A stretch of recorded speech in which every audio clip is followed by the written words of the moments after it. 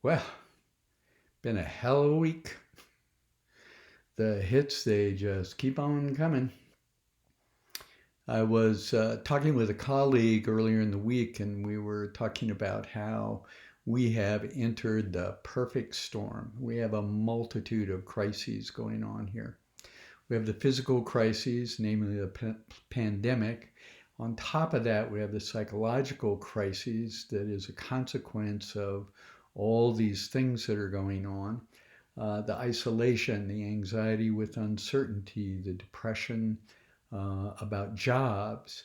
Uh, I think about kids and how all of this is impacting them and their social relationships. I mean, there are a lot of psychological things going on. Then you throw on top of that, we have this economic crisis with all these people losing their jobs.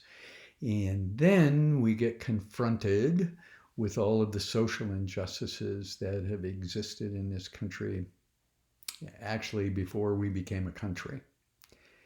So if crisis is both danger and opportunity, we got a lot of dangers for sure, but we also have a lot of opportunities. And in the middle of the week, I'm involved in a series of webinars through the University of North Carolina's College of Government. And this past week, Dr. Tina Brooks did a great presentation she did on permission to be human, where she talked about some of the physical and psychological consequences of crises and what people do. Anyway, she had this great quote from her daughter who suffers from Crohn's disease about resiliency. And it goes something like this. Resiliency is not about bending back into the person you once were. It's about bending forward into the person you want to become. I mean, I really love that. And I don't want to be Pollyannish about any of the things that are going on, including the social justice. But I really do, as a clinical psychologist who's done trauma, I know that the only way that people can heal, and I believe this about us collectively, the only way we can really, really heal is to own our stuff. That's how we heal.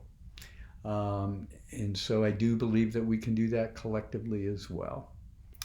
And I'm also thinking about the first responders who are going out in the midst of all this and doing your jobs. And all I can really say, and I know it seems pretty trite sometimes, but thank you. Thank you, thank you, thank you. All right, so have a good week as best you can.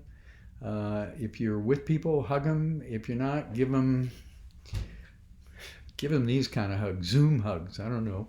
Um, but be kind to yourself too. We really need to take care of ourselves in the midst of this. So we'll see you next week.